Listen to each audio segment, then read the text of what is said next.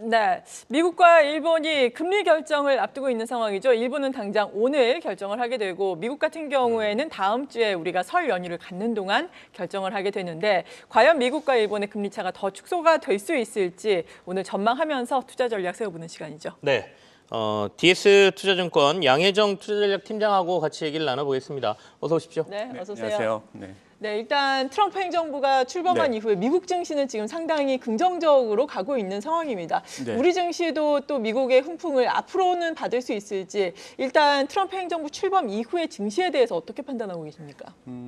일기 때도 하고 좀 굉장히 비슷하게 가는 것 같다는 생각이거든요. 일기 네. 때도 트럼프 정부가 들어서기 직전에는 약간 조정이 있었고요. 네. 그다음에 트럼프 행정부가 들어선 이후에는 한국 시장이 나쁘지 않았거든요. 네, 그런 흐름하고 굉장히 비슷하다고 보시면 되고, 그리고 환율 1,400원 후반대 네. 그리고 코스피 2,400은 굉장히 싼 수준이거든요. 네. 그렇다 보니까 한국 시장 외국인에게. 그렇죠. 예.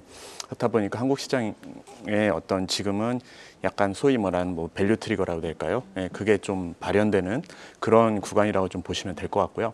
모멘텀은 어차피 이제 이익이라든지 특히 한국은 이제 수출이 중요하니까 그게 돌아서는지를 좀 확인하는 구간은 아마 하반기 될 것 같아요. 그러면 1분기 지나서 시장은 좀 더 그걸 확실하게 보고서 들어가지 않을까 이 정도 생각하고 있습니다. 네. 말씀하신 대로 이제 실적 얘기를 하셨는데 네. 지금 주요 4분기에 이제 주요 기업들 실적이 나오고 있습니다. SK 하이닉스도 나왔고 네. 현대차, 기아차도 실적이 나왔고요. 네. 남은 기업들 실적 발표는 어떻게 예상하고 계세요?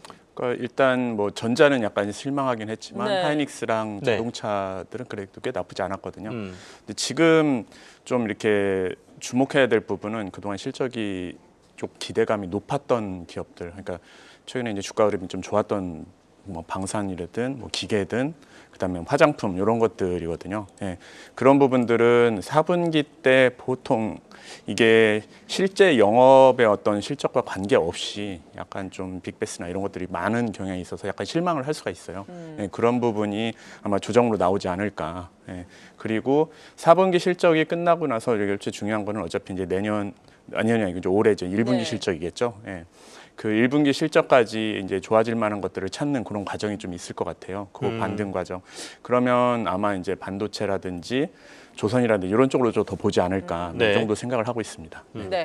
조선은 뭐 시장에서도 지금 반응이 굉장히 좋긴 한데 네, 반대초는 조금 애매하거든요. 애매하긴 하죠. 네, 그래도 반도체 쪽을 눈여겨 봐야 됩니까? 삼성전자하고 하이닉스 좀 따로 봐요. 어떻게 해요?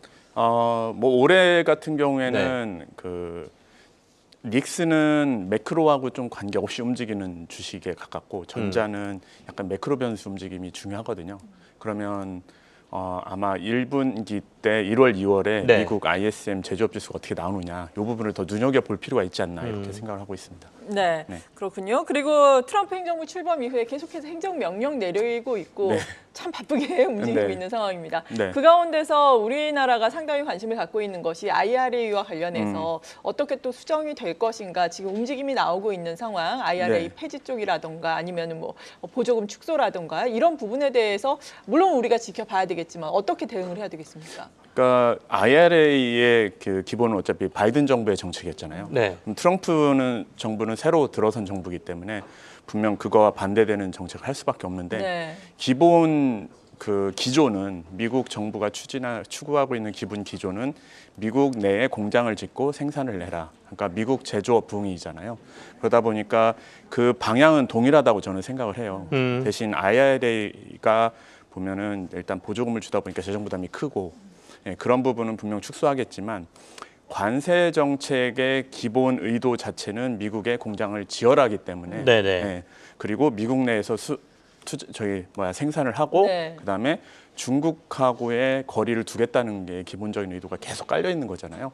그러다 보니까 한국 기업들은 분명 저희는 수혜가 있을 거라고 생각을 해요. 그러니까 뭐 한국 산업재가 수혜가 있긴 했지만 소비재 같은 경우에도 반도체든 아니면 2차 전지든 분명 중국과 경쟁하는 쪽에 관련된 업종들은 뭐 시간이 지나면서 수혜를 보지 않을까 이렇게 생각을 하고 있습니다. 네. 말씀하신 대로 뭐 IRA도 사실은 보조금 주면서 미국 내에다가 이제 공장 지으라는 얘기고 네. 관세는 이제 보조금은 상관없고 맞습니다. 장벽 세워가지고 어차피 너네가 공장 지을 수밖에 없게 환경을 만들겠다니까 네. 근본은 똑같다라는 말씀이시고요. 근데 네. 이제 시장에서는 이걸 법안을 폐기할 수 있느냐, 폐기는 못한다. 그러니까 그쵸, 너무 네. 걱정하지 말아라 이런 얘기 하지 않습니까? 네. 그거는 비슷한 생각을 가지고 계십니까? 예, 맞습니다. 예. 그러니까 이미 법으로 진행을 해놨고, 네네. 근데 이제 공화당의 그 의석이나 이런 거를 잘 보시면은 공화당 상원 원내대표도 약간 트럼프하고는 약간 좀 거리가 있는 분이 하고 있거든요. 네. 네네.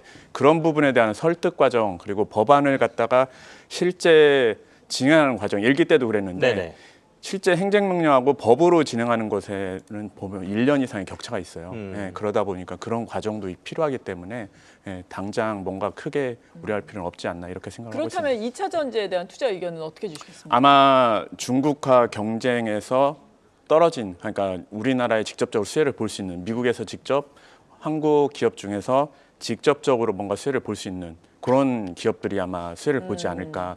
저희 이제 섹터 애널리스트가 예상하는 부분, LNF 같은 정도, 뭐 이 정도 네네. 생각하는 것 같습니다.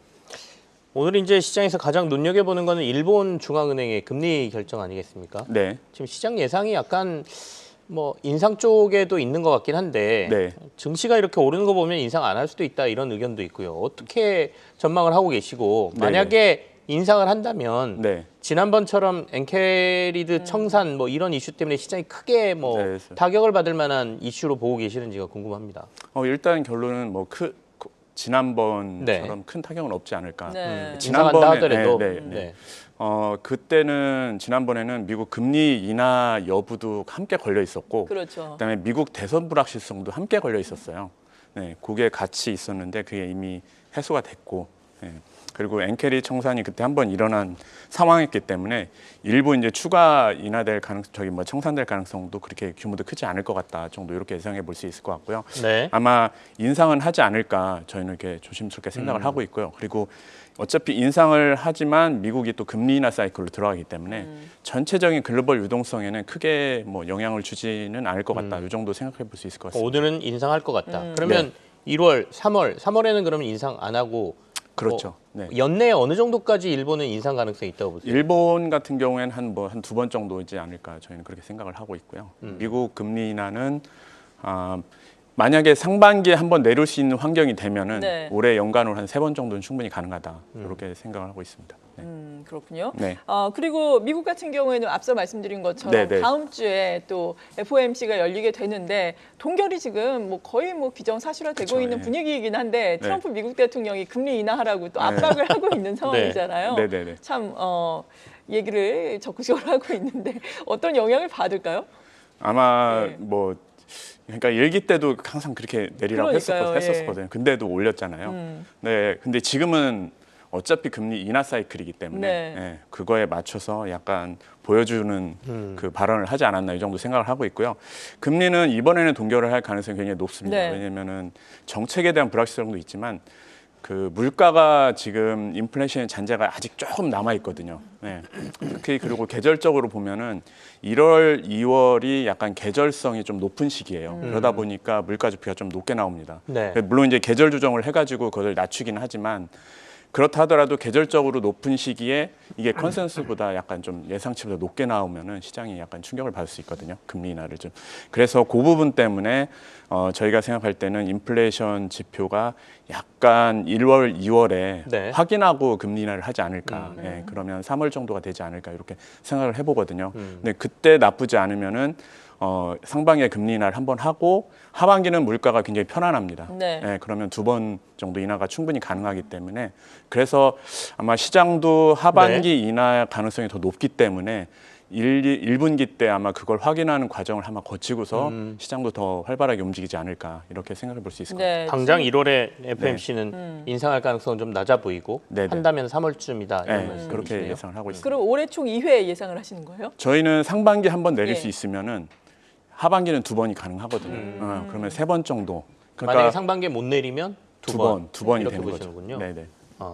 아까 잠깐 언급을 했는데 네. 네. 트럼프 대통령이 이제 계속해서 인하 압박은 하고 있지 않습니까? 이걸 그냥 정치적인 발언으로 저희가 봐야 되는 건지 네. 저희는 FOMC는 그래도 꽤 독립적으로 운영된다라고 그렇죠. 인식은 하고 있는데 네. 영향을 전혀 안 받는다? 뭐 사람도 갈겠다 별 얘기 다 하지 않습니까? 네. 영향을 전혀 안 받을 거라고 보세요? 뭐 일기 때도 영향은 거의 없었거든요.